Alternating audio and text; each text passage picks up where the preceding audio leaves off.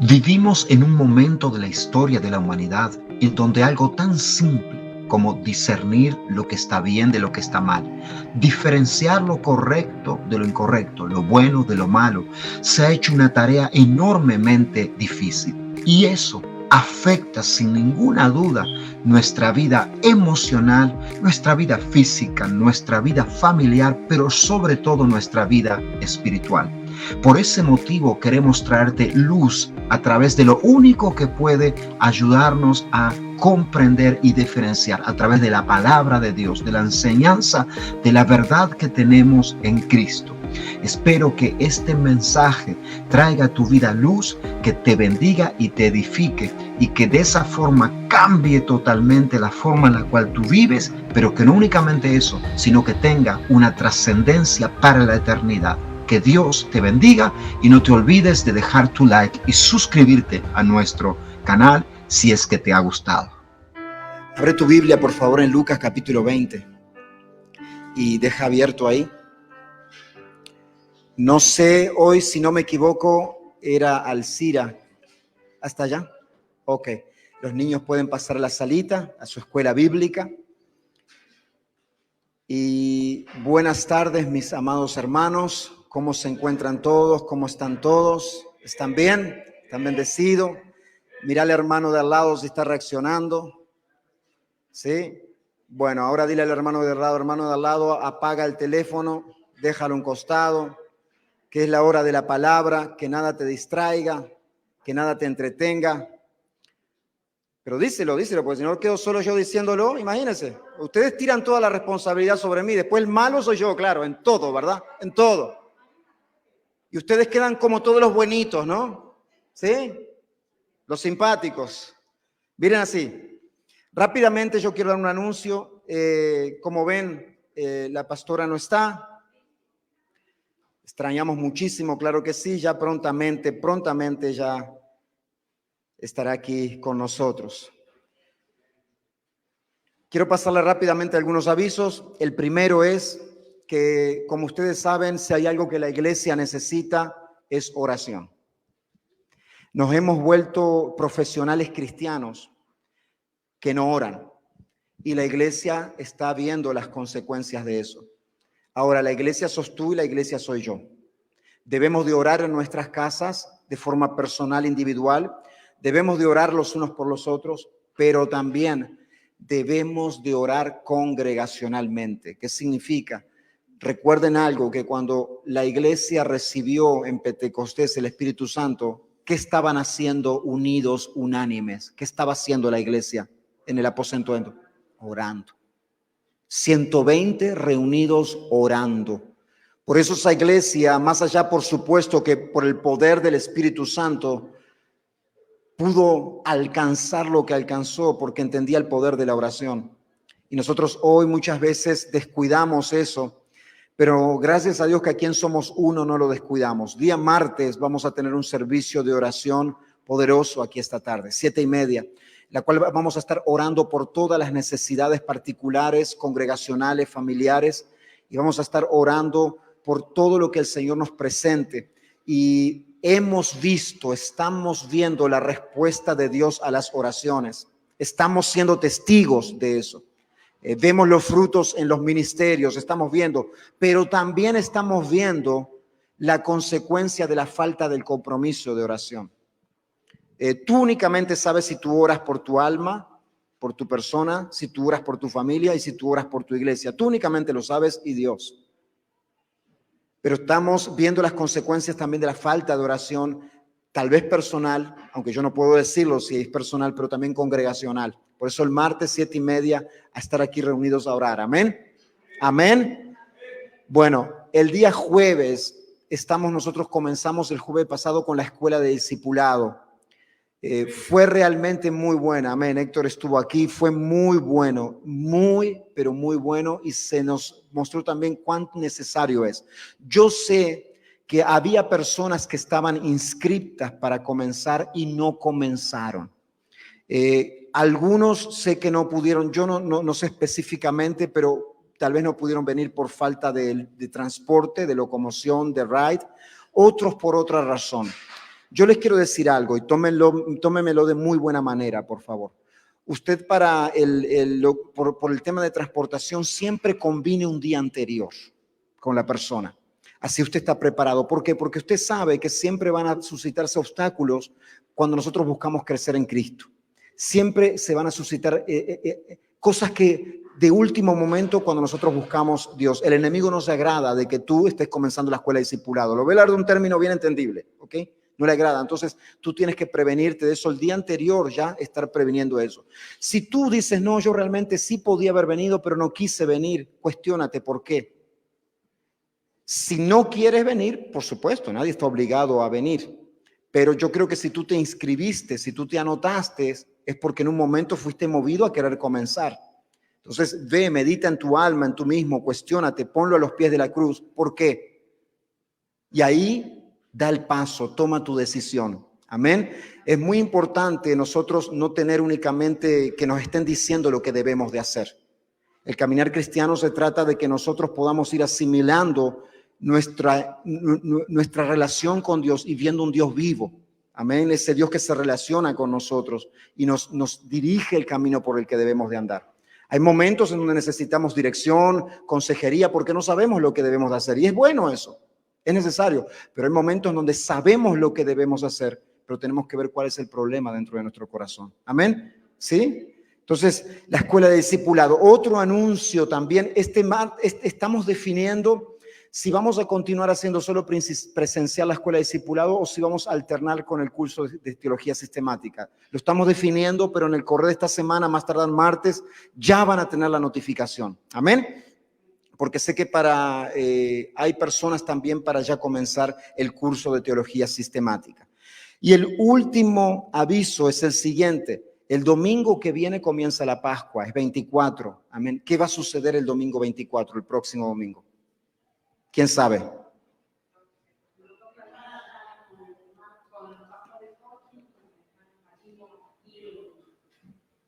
En Kennyworth. Vamos a estar celebrando el comienzo de la Semana Santa, el comienzo de la Pascua, junto con nuestra iglesia hermana New Hope Restoration Church. Vamos a estar comenzando el próximo domingo. No nos vamos a congregar aquí, vamos a congregarnos todos juntos aquí en Kennyworth. Otra razón bien importante para que desde el día viernes o del día sábado estemos combinando los rides, ¿verdad? ¿Qué significa? Estemos poniéndonos de acuerdo quién pasa a buscar a quién, para que no se levante algo de último momento y para que también estemos llegando en horario. Amén. Somos uno, es una iglesia de ejemplo de puntualidad. Amén. Es de puntualidad. Entonces no podemos estar llegando a New Hope. El servicio comienza a la 1 y aquí los hermanos somos uno llegando a las 2 de la tarde. Por favor. Empieza a la 1 menos 10 tenemos que estar ahí. Amén. La impuntualidad es algo realmente muy... que no habla bien de uno, de la persona. Amén. Estoy muy rezongón hoy. ¿No? Ustedes me ponen un freno y me dicen, pastor, está muy... Si ven que se me va la mano, ¿verdad? Si ustedes me dejan, no hay problema, yo continúo. ¿Está bien? Entonces, miren, el domingo que viene comienza Semana Santa. Es una excelente oportunidad para invitar esas personas que dicen, sí, yo creo en Dios y que a veces solamente en Semana Santa van a la iglesia. Es una excelente oportunidad para invitar personas. Se le mira, vamos hasta allá, va a estar viniendo un pastor invitado, es un pastor de Cuba, es un muy buen maestro de la palabra, es un hombre de Dios y va a estar ministrando para ambos, para New Hope y para nosotros. Y quién sabe ese no sea el día de salvación de tu amigo, de tu amiga, de tu familiar. Haz el esfuerzo esta semana, ora para que Dios te dé una vida que tú puedas invitar y estar pudiendo ahí, estar todos juntos y comenzar esa Semana Santa. Semana Santa vamos a definir, o digo Semana Santa porque popularmente se conoce, ¿verdad? La Pascua, vamos a estar definiendo qué vamos a hacer en esos días, porque nosotros tenemos, aquí este lugar pertenece a una iglesia griega ortodoxa, ¿verdad?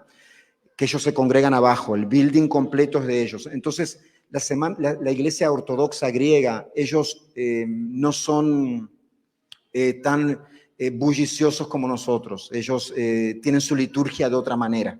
Entonces, cuando tienen semana de Pascua o Semana Santa, hacen diferentes eventos, pero tenemos que ver bien qué días van a estar ellos para que nosotros podamos también libremente usar esa semana, el espacio, y en esa semana estar gozándonos porque realmente es algo muy poderoso. Amén.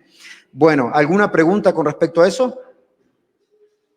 ¿No? Bueno, como ustedes saben, hemos estado estas últimas 3 semanas anteriores, 3 domingos, viendo o yendo por encima de algunos de los eventos que ocurrieron en la semana de la Pascua, en la que Jesús intervino. Y estamos justamente en una serie en la cual hoy vamos a estar en el cuarto sermón, en donde abordamos estos diferentes eventos, que la verdad son muchos, y en esta ocasión, este año, decidimos ir sobre aquellos que realmente confrontaron al pueblo. Aquellos momentos en los cuales Jesús fue motivo, fue causa de confrontación para el pueblo de Dios. ¿Y por qué es importante tomar estos eventos? Porque tenemos también el evento de lavar los pies, que es muy precioso. Ocurrieron tantas cosas. Pero ¿por qué es importante estos eventos de confrontación al pueblo de Dios? Porque es mediante la confrontación que viene el cambio. Vuelvo a repetir. Es mediante la confrontación que se promueve el cambio de actitud. O mejor dicho, se da la oportunidad para un cambio de actitud. Por eso estuvimos viendo el momento en el cual Jesús maldice la higuera y entra al templo. Semana pasada estuvimos viendo la parábola de Jesús, la cual directamente se relacionaba o era dirigida a los líderes religiosos del templo. Y hoy justamente el evento que vamos a ver hoy se sucede o es consecuente también a todos estos eventos. Como bien sabemos nosotros, en esta última semana, nosotros tenemos innumerable cantidad de momentos muy ricos en los cuales vemos que el día viernes es la crucifixión y el domingo es la resurrección. Pero ¿qué es lo que ocurre realmente? Por eso es que nos congregamos el domingo, ¿verdad? Porque nosotros, los cristianos se reunían principalmente a celebrar, inicialmente cuando la iglesia comienza, se reunían a celebrar que Cristo había resucitado, que Él estaba vivo, y se reunían los días domingos, aunque continuaban como judíos con su costumbre de ir al sábado a la oración, pero el domingo se había constituido el día en donde aquellos que eran discípulos de Cristo se reunían, hasta que después quedó determinantemente el domingo. Amén. Pero no nos vayamos del tema. Entonces, hoy lo que nosotros vamos a ver, vamos a comenzar en esta tarde, es con un evento impresionante. Y está en Lucas capítulo 20, comenzando desde el versículo 19. Si ustedes lo tienen, por favor, pónganse de pie y vamos a orar esta porción de las Escrituras. Evangelio de Lucas, vamos a ponernos de pie, por favor, aquel que pueda. Evangelio de Lucas, capítulo 20, comenzando desde el versículo 19. La versión Reina Valera tiene por título la versión del tributo. Si alguien no tiene Biblia, Nancy, usted puede ponerse al lado de la hermana Arelis. Mira, quien no tiene Biblia, póngase al lado de algún hermano que tiene Biblia y leen juntos. Amén. Bueno, en la Reina Valera tiene por título esta parte, la cuestión del tributo. Entonces dice así: procuraban los principales sacerdotes y los escribas echarle mano en aquella hora, porque comprendieron que contra ellos había dicho esta parábola. ¿Recuerdan la parábola de los labradores malvados de la semana pasada? Dice, contra ellos había dicho esta parábola, pero temieron al pueblo y acechándole enviaron espías que simulasen ser justos, a fin de sorprenderle en alguna palabra para entregarle al poder y autoridad del gobernador. Entonces le preguntaron diciendo, Maestro, sabemos que dices y enseñas rectamente y que no haces acepción de persona, sino que enseñas el camino de Dios con verdad. ¡Qué tremenda palabra! ¿No es lícito dar al César tributo o no? Mas él, comprendiendo la astucia de ellos, les dijo, ¿por qué me tentáis? Mostradme la moneda. ¿De quién tiene la imagen, la inscripción? Y respondiendo dijeron, de César.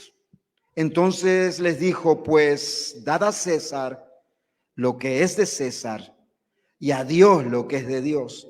Y no pudieron sorprenderle en palabra alguna delante del pueblo, sino que maravillados de su respuesta, callaron. Padre, te damos gracias porque esta es tu palabra, Señor. Y te ruego, Dios del cielo, que seas tú, mi Dios, sobre la vida de tu siervo, inútil si tú no estás en él. Que seas tú, Señor, continuando ministrando a mi vida a través del poder de tu Espíritu, y que seas tú sobre cada persona, sobre cada hombre, cada mujer esta tarde, que se dispone en su corazón no solo a escucharte, sino a recibir este mensaje como lo que es palabra de Dios. Que tú lo transformes, que tú lo cambies para la gloria de tu nombre. Te lo pedimos en el nombre de Jesús. Amén y amén. Puedes tomar ahí tu lugar, tu asiento. Jesús entra al templo y ve la gran estafa que se estaba dando lugar, que en el lugar donde debía de ser llamado casa de oración para todas las naciones, Él les da el diagnóstico y les dice, esto en realidad es una cueva de ladrones. Jesús le da el diagnóstico espiritual de cómo estaba el templo, el lugar de adoración a Dios, y dice, esto está podrido, esto está corrupto. Comenzando por los líderes espirituales y siguiendo después por todo el pueblo que decía ser pueblo de Dios. Y para ver si despertaban y caían en sí de eso que Jesús les estaba diciendo, es que intenta mediante una parábola, mediante una historia, mediante un cuento, hacerles ver cómo ellos se habían desviado de la adoración al verdadero Dios. Cómo habían cambiado el propósito que debía de tener el lugar que debía de ser consagrado a Dios y lo habían cambiado por algo totalmente diferente. Y no únicamente les enseña esta parábola, sino que en esta parábola les recuerda que sus antepasados, sus padres, cuando vino la palabra de corrección, cuando estaban desviados, ¿qué era lo que hicieron sus antepasados con los profetas? Los mataron. Jesús les hace memoria, les trae a recuerdo, como lo cité la semana pasada, tanto en el Evangelio de Lucas como en Hechos. En Lucas 11:47 le dice, hay de ustedes que construyen monumentos para los profetas a quienes los antepasados de ustedes mataron. En el libro de Hechos dice, ¿a qué profeta no persiguieron vuestros padres? Ellos mataron a los que anunciaban de antemano la venida del justo. Con esto estaba Jesús demostrando verdaderamente con hechos la condición de su corazón. Y la condición de sus antepasados no estaba siendo diferente a la condición actual de ellos. Y es lo que Jesús está tratando de decir, lo que está tratando de corregir. Porque mediante todo esto que Jesús hacía una vez y otra vez, en lugar de ponerse a meditar, a procesar lo que se le estaba hablando, en lugar de eso, para ver si era verdad lo que se le estaba diciendo, de tomarlo por lo menos en consideración. Porque si ustedes se recuerdan, Jesús era un maestro judío, era un rabí. Desde los 12 años en el templo dice que se maravillaban de este muchacho. No era un extraño, era alguien que hacía parte de su grupo, que le estaba llamando la atención, pero por lo menos uno diría, van a considerar lo que se les está diciendo, para así corregir su camino. Pero en lugar de eso, procuraban los principales sacerdotes y los escribas echarle mano en aquella hora, sacarlo del medio, quitar esto que les estaba estorbando. lo cual muestra algo muy triste, pero a la misma vez muy verdadero, no únicamente con ellos, sino muchas veces con nosotros. Esto evidencia dureza de corazón. La dureza de corazón es como una anestesia. Los sentidos quedan anulados. ¿No es verdad que cuando a uno le ponen una anestesia, a ti te pueden hacer cosquilla, te pueden pegar e inclusive, ¿verdad?, hacer una cirugía y abrirlo a uno y uno no siente nada? ¿Por qué? Porque sus sentidos están bajo el control de un fármaco, de algo más, y este fármaco lo que hace es que evita de que sea lo que sea que están haciendo físicamente con nosotros podamos sentirlo. Y la persona con corazón endurecido pierde su sensibilidad y la capacidad para percibir y entender. La dureza de corazón es como esa anestesia, que por más que a uno lo que le estén diciendo sea verdadero, sea para beneficio, sea para bendición, está anestesiado en su corazón y no consigue percibir, no consigue darse cuenta, no consigue reaccionar, aunque eso que le están diciendo o queriendo hacer es beneficioso para su vida. Marcos 8:14 dice que se habían olvidado los discípulos de tomar pan después de haber multiplicado los panes y los peces. Y no tenían consigo para ellos mismos solamente un pan. Y altercaron los unos con los otros diciendo, pan no tenemos. No tenemos pan para comer. Y como Jesús lo entendió, les dice, ¿qué altercáis porque no tenéis pan? ¿Por qué no consideráis ni entendéis? No pueden percibir. Aún tenéis endurecido vuestro corazón. Porque teniendo ojos no veis y teniendo oído no oís y no os acordáis cuando hace un poquito atrás partí los 5 panes entre 5,000 y se alimentaron todos. ¿Tú te imaginas? Los discípulos están peleando porque solamente tenían un pan para comer y eso no iba a ser suficiente. Y hace unos momentos atrás Jesús había alimentado más de 5,000 personas con 5 panes. Y Jesús les dice, ustedes todavía no entienden, no consiguen percibir, su corazón está endurecido. Por eso sus sentidos no pueden darse cuenta de la realidad espiritual, de que si yo hice esa obra para alimentar 5,000 personas, ¿cuánto más no haré con un pan para 12 personas? Eso es lo que consigue el corazón endurecido, no consigue ver lo espiritual, aunque sea de bendición para su vida. Es una anestesia. Tal dureza era la que tenían ellos, que como nosotros leímos al principio, que estaban acechándole a Jesús. Y de esta forma, ya no fueron ellos los que anteriormente estaban hablando con Jesús, sino que enviaron espías. ¿Tú te imaginas eso?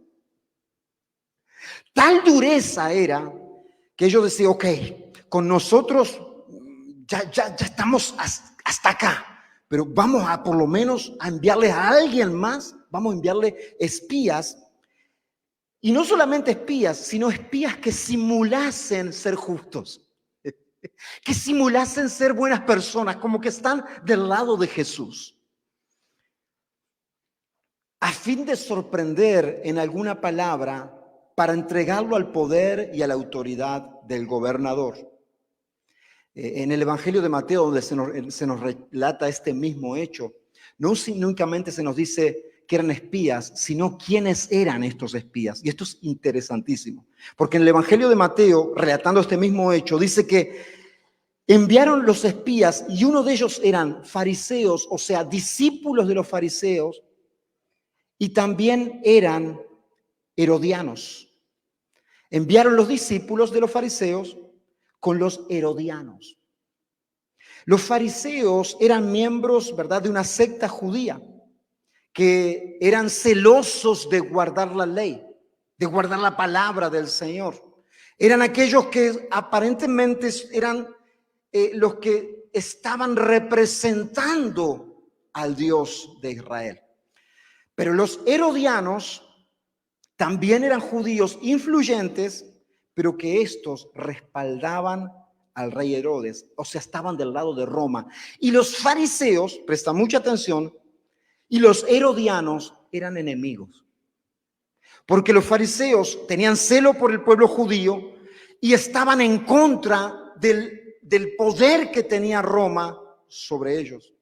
Y los herodianos estaban a favor de Roma. Estos dos eran enemigos, no es que eran ellos dos, estaban de acuerdo en las mismas cosas, pero tenían algo en común.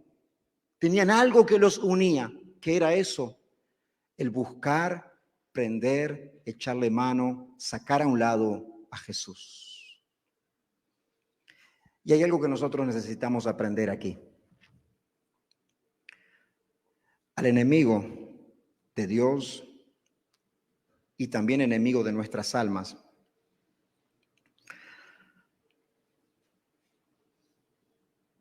no le agrada lo que Dios está haciendo en tu vida. No echa porras, no aplaude. Y ese enemigo va a buscarse de cualquier aliado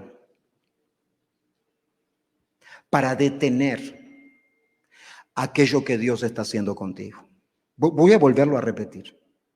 Al enemigo de Dios y de nuestras almas no le agrada lo que Dios está haciendo contigo. O sea, que tú te empieces a comprometer con Dios, a querer aprender su palabra, a ser un hijo de Dios, una hija de Dios cada vez que busque crecer en Cristo, que busque avanzar en su caminar cristiano. No le agrada que sirva a Dios. No le agrada al enemigo de Dios eso. Y va a buscar cualquier aliado para frustrar o detener aquello que Dios está haciendo contigo, aquello que Dios ya ha comenzado. Y tú claramente dirías, no, yo cuando veo que algo que es del enemigo, yo no me dejo. Yo estoy pilas. Rápidamente, si distingo que es el enemigo, pastor, no, conmigo no, conmigo eso no va a suceder. Y tal vez lo pensamos así, pero el problema está que estos enemigos en muchas ocasiones se presentan como amigos. Le enviaron personas, mira que dice acá, que simulasen ser justos. Actores que actuasen de manera que mostrara que estaban del lado de Jesús. ¿Me explico de eso? Muchas veces nosotros decimos, no, yo no me voy a dejar por el enemigo, yo me voy a dar cuenta cuando es el enemigo. El problema es que es tan sutil en algunas oportunidades, en algunos momentos, que ni siquiera percibimos que eso viene del enemigo. Porque él consigue aliados, él consigue maneras en las cuales pueda camuflarse de tal forma que hasta nosotros seamos confundidos y tomemos eso como de parte de Dios. Si fuese tan fácil el engaño del enemigo, si fuese tan fácil el enemigo hacerte caer a ti y a mí, nosotros no tendríamos ninguna dificultad. Rápidamente nos daríamos cuenta. El problema está que la manera en la cual actúa es esta misma y exacta manera en donde le envían a Jesús personas que aparentasen ser o estar del lado de Jesús. Soy tu amigo. Yo estoy contigo. Tú eres cristiano. Sí, yo también soy cristiano. Tú esto, yo también esto. Es más, se nos hace una advertencia en la palabra de Dios con respecto a esto tan evidente, tan clara, que cuando la iglesia comienza más adelante, hace una clara advertencia con respecto a aquellas personas que se hacían llamar cristianos o siervos de Dios e iban a las casas de las viudas para tomar ventajas de ellas. Debían de ir a la casa de la viuda o del necesitado. Wow, está necesitado, está mal, está en un momento difícil. Bueno, el siervo de Dios viene a ayudar. Oh, ahí llegó el siervo de Dios. Pero es una clara advertencia y dice, van a la casa de las viudas realmente para sacar provecho, para sacar ventaja, para aprovecharse de la situación que está pasando. ¿Por qué digo esto? Porque el enemigo quiere detener lo que Dios ya ha comenzado, quiere frustrar, quiere hacer algo que te haga sentirte a ti desanimado o desilusionado y va a buscar métodos aparentemente que hasta parecen provenir de parte de Dios. Y mira lo que nos dice aquí. Mira lo que nos dice aquí. Maestro, cuando se presentan los espías. Maestro. Presta mucha atención a esto. Presta mucha atención a esto. Maestro, sabemos que dices y enseñas rectamente y que no haces acepción de personas, sino que enseñas el camino de Dios con verdad. ¿Qué maestro de la palabra, presta atención, o qué predicador, o qué cristiano que enseña en su casa o a sus amigos, no le gustaría recibir tremenda reconocimiento? ¿Verdad? Tremendo reconocimiento. Dice, maestro, sabemos que dices y enseñas rectamente y que no haces acepción de personas, sino que enseñas el camino de la verdad. Esto, si hubiese venido sincera y honestamente, era un buen reconocimiento. Pero el problema estaba que la intención era diferente. Y cuando la intención es diferente, como las otras vemos aquí, ¿sabes cómo se le llama esto? Abre tus ojos. Adulación, adular, lisonjear, adulación. Es como cuando el hijo o el pequeño, la hija, quiere sacar algo de mamá o papá. Ay, papá, mamá, tú eres tan bueno. Y empieza a dar vuelta, ¿no es verdad? Y a mirar y a hacer. Y uno dice, wow, ahora sí Dios la tocó. Pero resulta que al ratito viene, ay, mamá, papá, ¿será que yo puedo hacer esto o ir a tal lugar?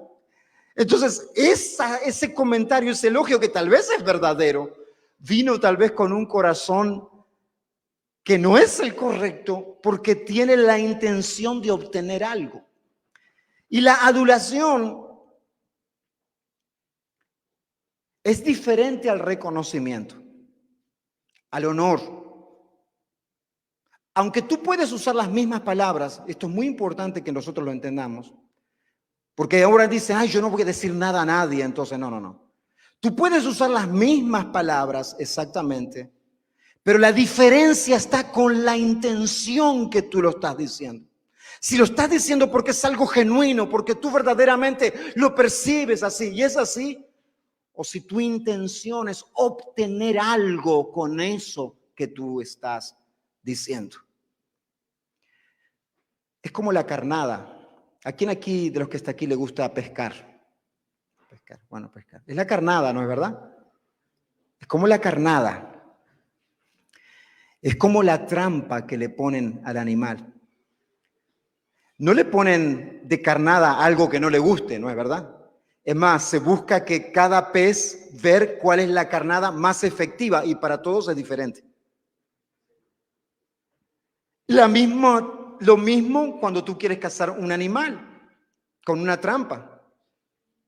Tú vas a poner algo que para ese animal sea atrayente, que diga, wow, mira, encontré lo que tanto estaba buscando. Qué bien, alguien se dignó a ayudarme y poner, hasta dejármelo ahí presentadito, colgadito en el agua, mi alimento. Pero resulta, guys, que la intención de darle eso al pez no es para alimentarlo, es para alimentarse de él. Y es exactamente lo que ocurre, presta mucha atención con la adulación. Proverbios 29:5 dice así, el que adula a su prójimo, presta atención, el que adula, o sea, el que dice palabras no porque es algo sincero, sino con la intención de obtener algo. El que adula a su prójimo le tiende una trampa ante sus pies. Es más, Proverbios 6:24 dice, habla con respecto a la mujer extraña. Y dice, para que te guarden de la mujer, de la mala mujer, de la blandura de la lengua. Se le terminó la batería. De la blandura de la lengua de la mujer extraña. Con frecuencia, la adulación es el primer paso para el adulterio. El adulterio no comienza en la cama. Esa es la consumación. La adulación, con frecuencia, es el primer paso para el adulterio. Porque ¿qué sucede con la adulación? La adulación nubla el discernimiento. Es también como una anestesia para el discernimiento de la persona. Porque ahora él necesita o ella necesita ver a través de eso que le están diciendo, si eso es genuino o hay una intención por detrás.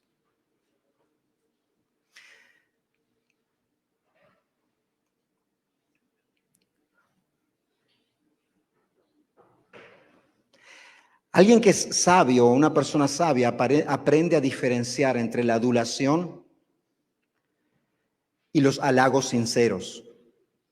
Porque hay halagos y debe de haber halagos sinceros en la familia, en la casa. Tenemos que tener la costumbre en nuestro hogar, con nuestros hijos, nuestra esposa, de darnos halagos, reconocimiento los unos a los otros. Muchas veces nos acostumbramos.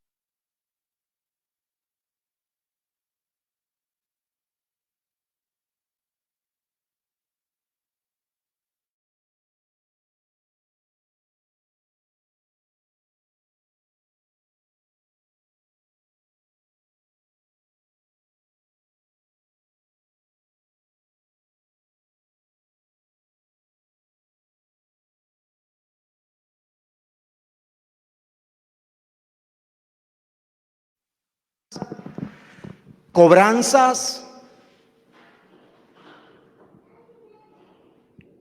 y también necesitamos halagos, también necesitamos reconocimientos.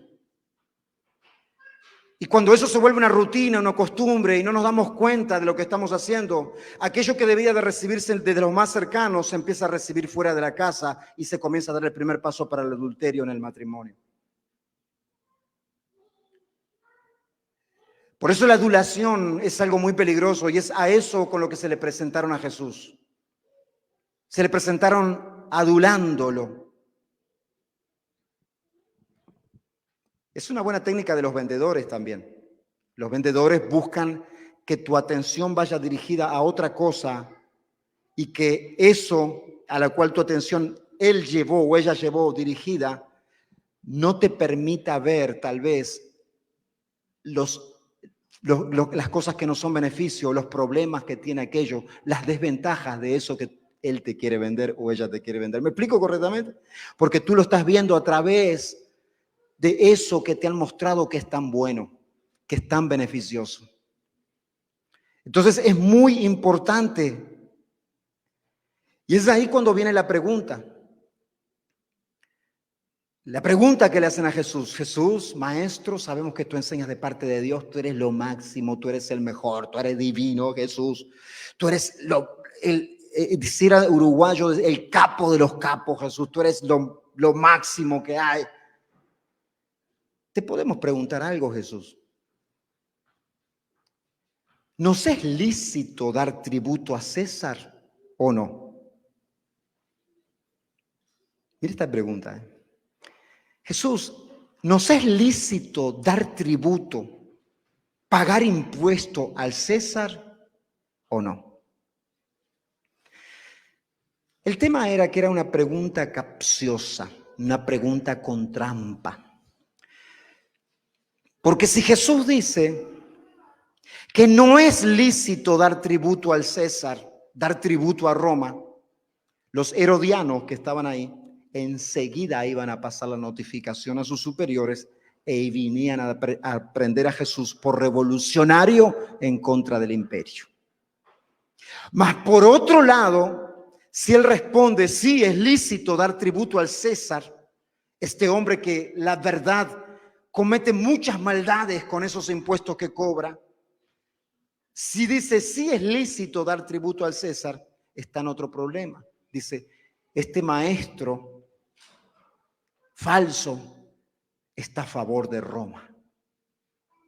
Entonces es una pregunta pero muy tramposa, una pregunta que ellos dirían, acá la tenemos, es imposible de que Jesús salga de esta. Aquí lo agarramos o de un lado o del otro. Sin embargo, presta atención, sin embargo, a diferencia de ellos, Jesús podía ver porque no tenía dureza en su corazón y él podía ver la intención a través de esa adulación que le estaba haciendo.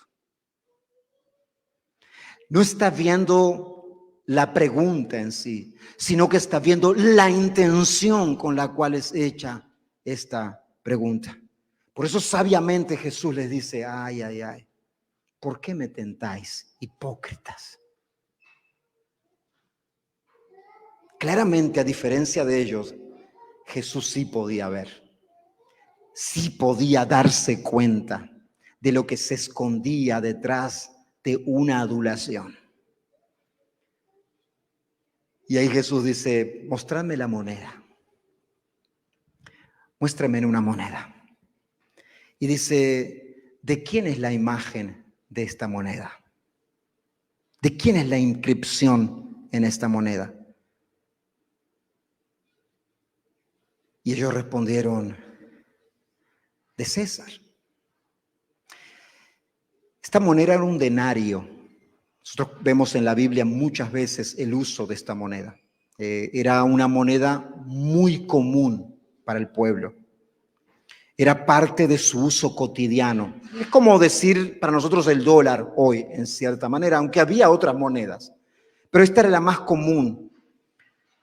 Esta moneda a ellos, al pueblo de Dios, le resultaba muy útil, porque con esta moneda hacían sus negocios, se beneficiaban de esta moneda. Es más, estaban en el templo de Dios y del templo de Dios Jesús pide una moneda y lo que traen es un denario, una moneda romana. O sea que hacían negocio con esta moneda y le era muy útil. Lo que les incomodaba a ellos de esta moneda era dar los impuestos, darle el tributo al César. El impuesto que ellos tenían que pagar, el valor de esta moneda, un denario, era comparado a los días de hoy de un día de trabajo. Era comparado a un día de trabajo, un día de salario de una persona.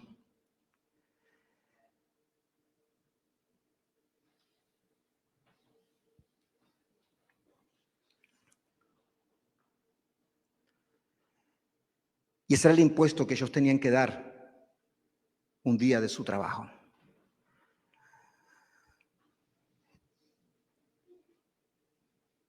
Y la imagen que había ahí, como bien lo dicen, Jesús les dice a ellos, no Jesús se los dice. ¿Cuál es la imagen que hay aquí? La del César. Él quería inspeccionar esta moneda, no él, sino que él quería inspeccionar esta moneda con ellos. Que ellos pudieran darse cuenta y obtener ellos mismos su propia respuesta. Yo voy a tomar un momentito muy rápido para explicar por qué esta moneda se puede conocer claramente en la inscripción que hay. Es más, yo pensaba pasar una imagen aquí de la moneda y no pudimos proyectar en el día de hoy, hacer proyección. Pero en una de sus caras de la moneda, presta mucha atención, en una de esas caras se podía leer Tiberio César, hijo del divino Augusto. Nosotros recordemos algo, César era un título de gobierno, como decir diputado, como decir senador, no era un nombre, ¿ok? Tiberio César, hijo del divino Augusto. O sea, se le estaba dando en un lado de la moneda un título divino, de Dios. porque en ese tiempo los emperadores eran considerados dioses. El divino Augusto. Y del otro lado de la moneda, en la otra cara, decía Máximo Pontífice, lo cual significa sumo sacerdote o sacerdote máximo, César. Aquí no nos cabe duda de que el imperio, más allá de usar la moneda como una forma para hacer negocios, también la usaba como de una manera para promover culto al emperador. ¿Me voy explicando bien hasta ahora? Más allá de un impuesto, también en esta moneda que entraba a los hogares de judíos, de todo lo que hacían parte del imperio romano, era una manera de que las personas, de promoción, de multimedia de esos tiempos, para que las personas conocieran al César, al divino César, al máximo o sumo sacerdote, al máximo pontífice. Y aquí nosotros tenemos algo. Porque ellos le responden claramente. ¿De quién es esa moneda? Es de César. Tiene la imagen de César. Es más, esa moneda había sido hecha por César. No por el César actual, el anterior, pero había sido hecha por el César. Y Jesús les dice, pues, dad a César lo que es del César. Dar al César lo que es del César. Ahora la pregunta es la siguiente. ¿Qué es lo que le pertenece al César? ¿Qué es lo que Jesús está diciéndole a quienes le preguntan que se le debe de dar? Es más, ¿qué tiene que ver con nosotros hoy? ¿Qué se aplica a nuestras vidas?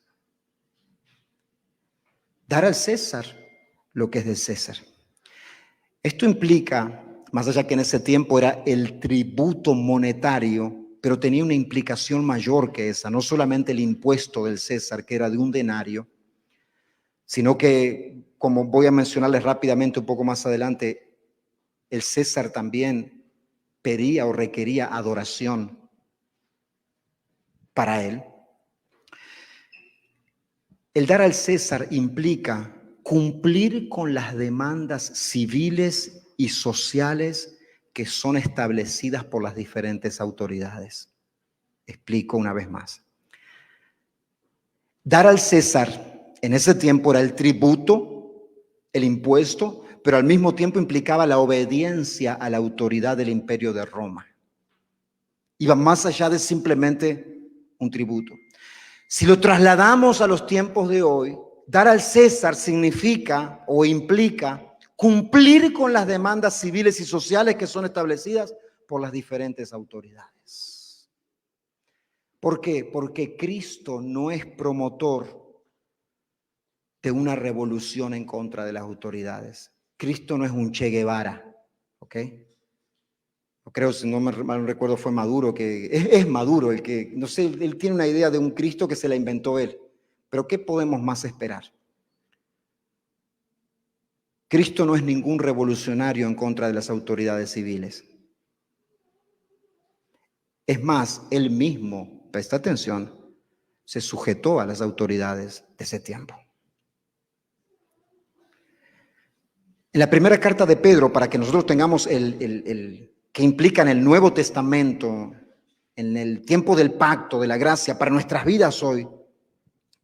La primera carta de Pedro, capítulo 2, versículo 13 y 14, dice así, presta mucha atención.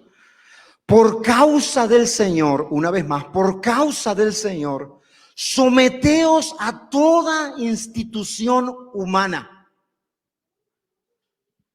ya sea al rey como superior y a los gobernantes, como por él enviados para castigo a los malhechores y a la alabanza a los que hacen bien. Dice, someteos a las autoridades porque por él son puestos, ya sea para castigo a los malhechores o para bien, beneficio de los que hacen el bien. En la carta a los Romanos, capítulo 13, versículo 1, dice así, sométase toda persona a las autoridades superiores, Porque no, presta mucha atención, porque no hay autoridad sino de parte de Dios, y las que hay por Dios han sido establecidas. Ok. O sea que Dios manda al cristiano a ponerse bajo las autoridades civiles, las leyes y las normas del lugar en donde él vive. El orden civil, la policía, quienes están para cuidar el orden. Dios manda que el cristiano debe de ponerse debajo y obedecer a esas autoridades. ¿Por qué? Porque estas autoridades por Dios han sido establecidas. Hay autoridades que han sido establecidas por Dios para bendición del pueblo y otras autoridades para juicio del pueblo. Dios en su soberana voluntad es quien sabe si es una o si es otra. De modo, dice, que quien se opone a la autoridad en la carta a los romanos, presta mucha atención porque esto aquí es práctico, mis amados hermanos. Esto aquí son cosas que nosotros tenemos que conocer, tenemos que saber. Dice, porque de modo quien se opone a la autoridad, a lo establecido por Dios resiste. Y los que resisten acarrean condenación para sí mismo. ¿Qué es lo que nosotros tenemos que entonces que ver? ¿Cuál es el tributo que nosotros tenemos que dar al César? El tributo que nosotros tenemos que dar es cumplir con las obligaciones que nos son requeridas.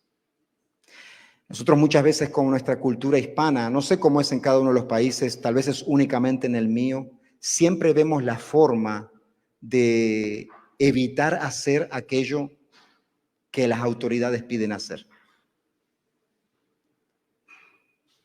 Buscarle la vuelta, ¿no? Somos muy, voy a hablar solamente de mi país y de Martita, que es de Uruguay también. Arreglamos todo con una coima con las autoridades, con el soborno.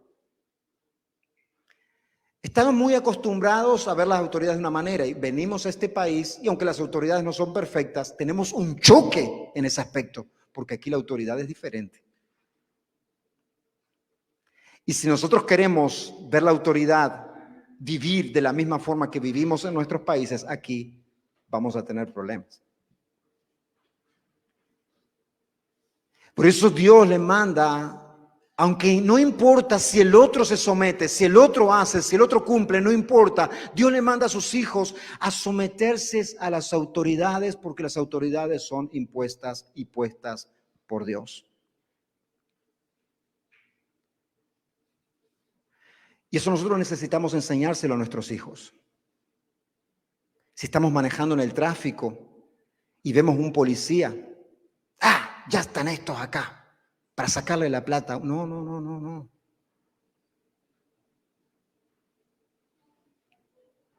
Si lo para a un oficial, con respeto,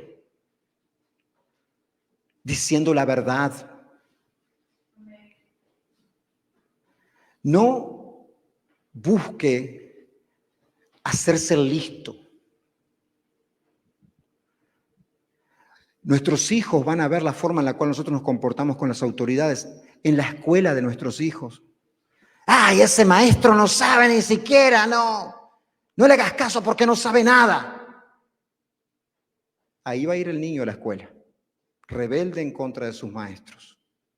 Si bien nosotros tenemos que preguntarle, ¿verdad?, qué les enseñan, qué les dicen, cómo son los maestros, tener una comunicación para ver y nosotros supervisar, tenemos que enseñarle a nuestros hijos que la autoridad que está en la escuela es una autoridad que él debe de respetar o ella debe de respetar. Lo mismo en la iglesia.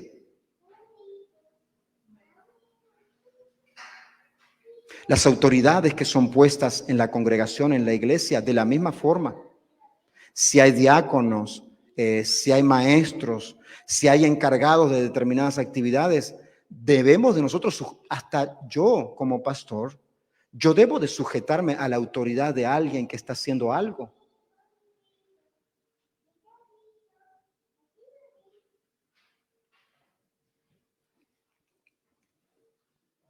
Si yo, un ejemplo, me pongo soy llamado para estar en el diaconado de Ujier, recibiendo a las personas, yo digo, bueno, yo me voy a poner, y le digo al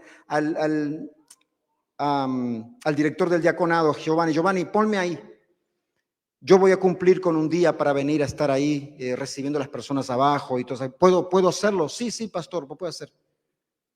Si a mí me pone tal día a tal hora, yo tengo que estar tal día y tal hora.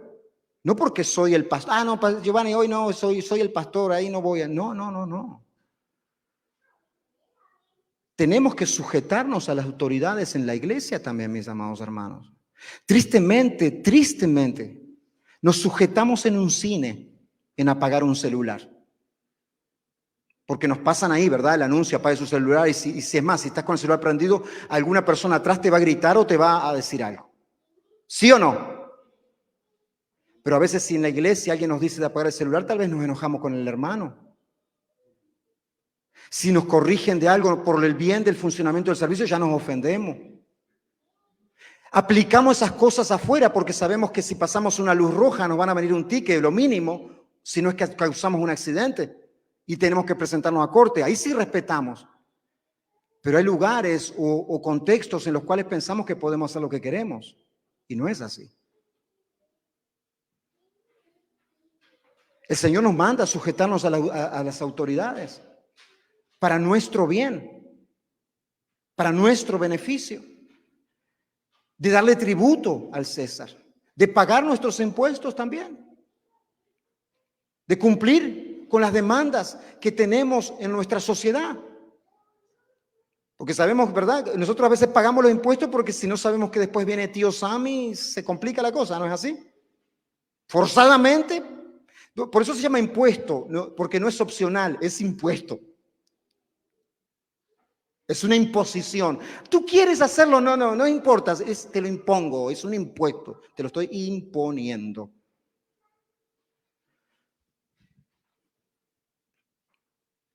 Ahora, el problema era el siguiente, y ya voy a terminar. Que en esto es claro, Jesús está mandando a cumplir con este tributo, a cumplir con las autoridades. Pero el problema se da, y el cual se empezó a ver en el primer siglo de la iglesia, cuando estaban en una disyuntiva. Porque los enfrentamientos con el gobierno de Roma, o la disyuntiva en la cual se encontraban los diferentes gobernadores, era la siguiente, presta mucha atención. Los cristianos son excelentes ciudadanos. En aquel tiempo estamos hablando. Hoy también, ¿verdad? Sí, hoy también. Ok. Entonces, eran excelentes ciudadanos de Roma. O sea, no causaban problemas, eran buenos vecinos. Es más, si leemos el libro de los Hechos, decía que habían alcanzado el favor de todo el pueblo, los veían como algo bueno. Pero los gobiernos se encontraban en una disyuntiva. ¿Por qué? Porque ellos pagaban sus impuestos, no se oponían a Roma, pero no le daban adoración al César. Y uno de los requerimientos del tributo era que todo ciudadano del imperio podía seguir la religión que quisiera seguir, pero debía de también darle honor al César, adorar al César, prenderle incienso.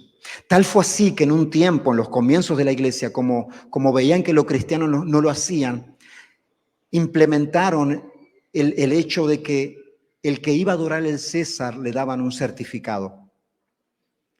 Entonces no podían, las personas que eran cristianas, tenían que tener ese certificado sí o sí.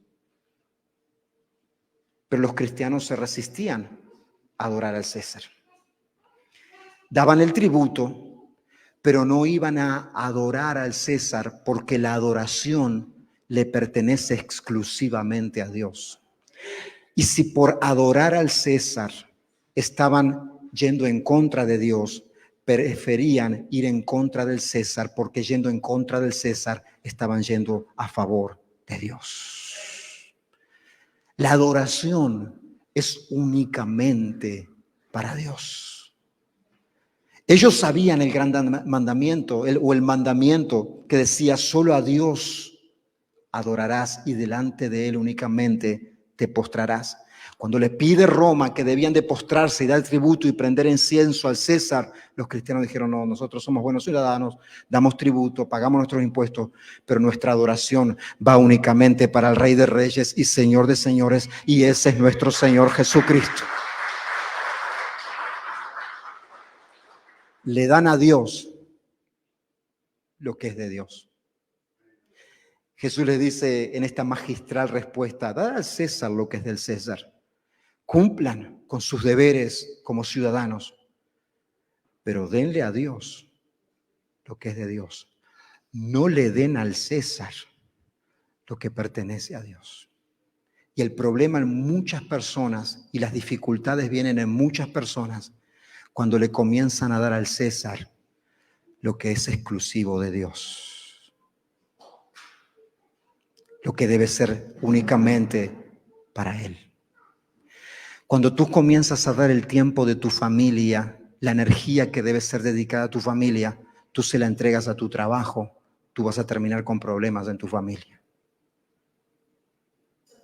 Cuando tú entregas lo que es de Dios, tu energía, tu vida, tu tiempo al César, tú vas a terminar en problemas.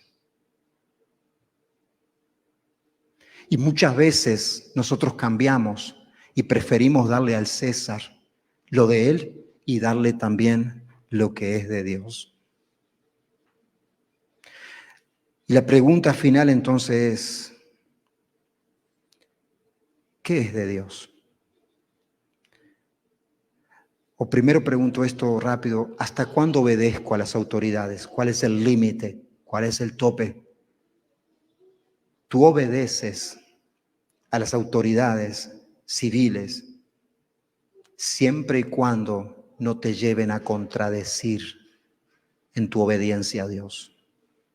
Si tú por obedecer una autoridad civil desobedeces a Dios, es mejor que desobedezcas a esa autoridad civil.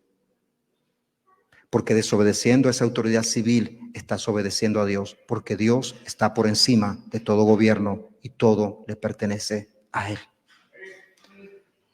¿Tú recuerdas cuando Jesús es llevado delante de Pilato? Y Pilato le dice, ¿no te das cuenta que yo tengo autoridad para matarte si quiero ahora o para dejarte ir libre? ¿Por qué no respondes? Y Jesús le dice, tú no tienes ninguna autoridad sobre mí si no fuese dada por mi Padre primero. La autoridad que tú tienes es porque mi Padre te la ha dado. Nosotros no podemos obedecer al César y desobedecer a Dios, aunque haya leyes que lo aprueben.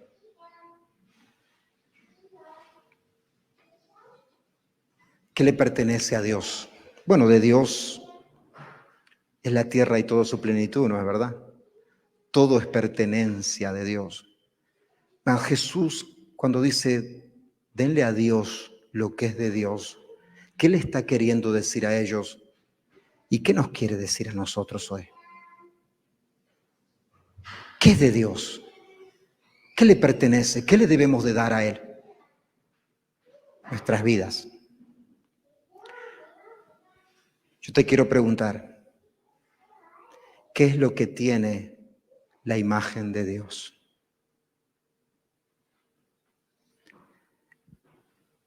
La imagen de la moneda es del César. Dénsela al César. Pero ¿qué es lo que tiene aquí en la tierra la imagen de Dios si no somos nosotros? Dice que a imagen de Dios nos creó. Varón y hembra nos creó. Lo que debemos de dar a Dios es nuestra vida. Romanos 12:1 dice, por tanto, hermanos, os ruego por las misericordias de Dios, os ruego que presentéis vuestros cuerpos como sacrificio vivo, santo, agradable a Dios, porque ese es vuestro culto racional. ¿Qué le pertenece a Dios? Nuestra vida, todo nuestro ser. Por tanto, hermanos, os ruego por las misericordias de Dios que presentéis vuestra vida como sacrificio vivo, agradable a Dios. Le debemos entregar a Él nuestra vida porque Él entregó su vida por nosotros. Por eso Jesús nos dice, y a sus discípulos, pero nos dice a nosotros, dice, si alguno quiere venir en pos de mí, niéguese a sí mismo, tome su cruz y sígame.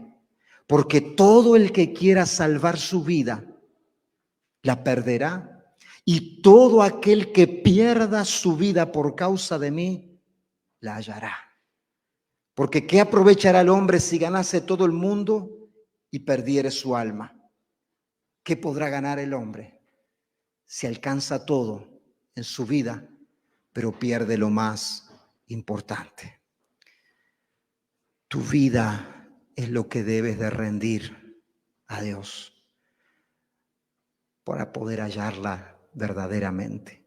Nunca vas a vivir la vida que Dios tiene para ti si no rindes la tuya. Si no le entregas tu vida.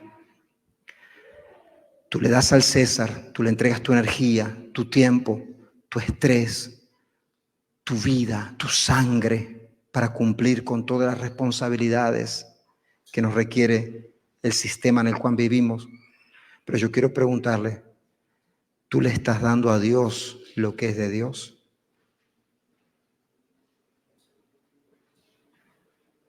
¿Tú le has rendido tu vida a Cristo?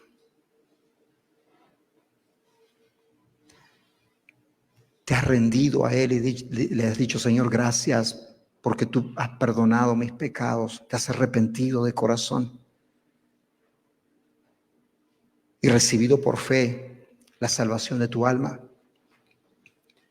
Y si tú lo has hecho, si le has rendido tu vida a Cristo, yo quiero preguntarte, ¿qué de esa vida le estás dando al Señor?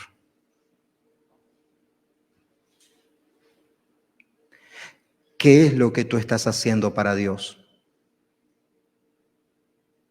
¿Estás predicándole a tu familia dentro de tu hogar? ¿Estás orando y te estás esforzando para que los que no conocen de Cristo conozcan como tú lo conoces hoy?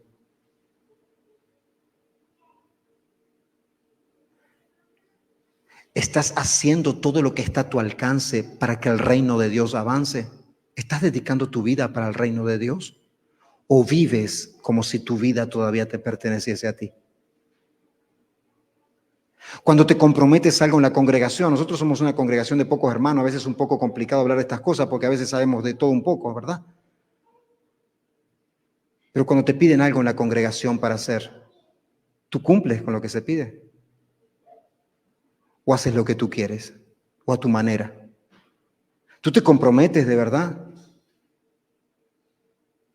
¿Pones tu vida ahí? ¿Eres responsable como lo eres para el César? ¿O como es la casa de Dios y los hermanos en Cristo, haces a tu manera y como quieras? ¿Le estás dando al César? Claro que sí, nosotros somos muy comprometidos con eso, más yo te pregunto y me pregunto a mí, ¿le estás dando a Dios lo que es de Dios? Porque el César vive en su imperio y su palacio con todos sus lujos, pero muchas veces en la casa de Dios faltan quien sirva, quien se comprometa. No con la iglesia primero, con Cristo primero y después con su iglesia. ¿Es una sobra lo que haces para Dios? ¿O de la misma forma que tú te entregas al César, también te entregas al servicio del Señor? Esto es serio.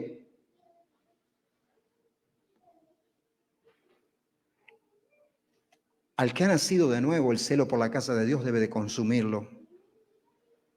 Y si ve algo que está haciendo falta, decir, no, yo tengo que, ¿sabes qué? Tengo que ver la forma de que esto, orar, buscar la manera que esto se pueda suplir.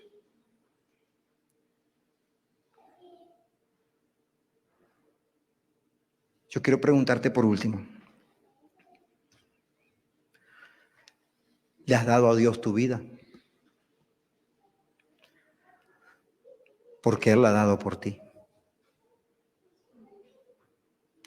Él se colgó en un madero no porque lo necesitaba, sino porque yo lo necesitaba. Él dio su vida para que yo hoy pueda vivir juntamente con Él. ¿Tú le has rendido tu vida a Cristo? ¿O esperas que Dios te ofrezca algo más? Porque yo voy a decirte algo. Todo lo que Dios tenía para ofrecerte para la salvación y conversión de tu alma, lo necesario para convencerte, Él ya lo hizo, ¿eh? Y vaya que lo hizo. Si tú no has rendido tu vida a Cristo, tal vez hoy es el día que tú digas, Señor, me arrepiento de mis pecados, hoy rindo mi vida a ti. Yo ya no quiero vivir como si yo fuese el dueño, sino que tú seas mi dueño. Y si tú ya has hecho eso hace 1 año, 2, 3, 4, 5, 6, la cantidad de tiempo que sea, yo quiero decirte, ¿qué de esa vida le estás dando a Dios? ¿Qué de esa vida tú le estás dando a Dios?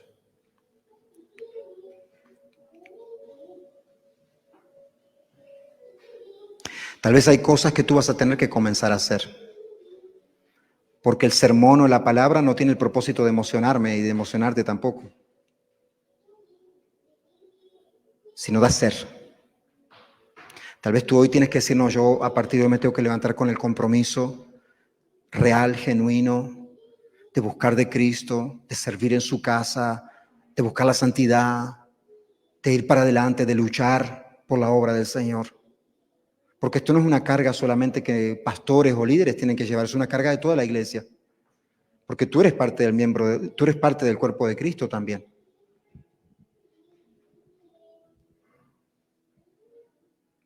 Hay decisiones que debemos de tomar, porque si no, de nada sirve que te hayas sentado ahí esta hora. De nada.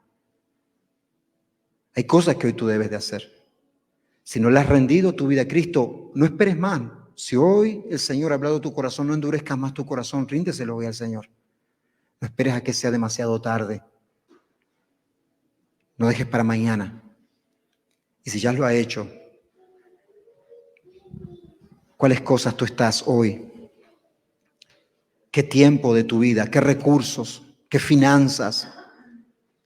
¿Qué talentos? ¿Qué dones tú estás poniendo al servicio de la obra de Dios? ¿Qué parte de tu vida estás sirviendo al Señor? Vamos a ponernos de pie y vamos a orar.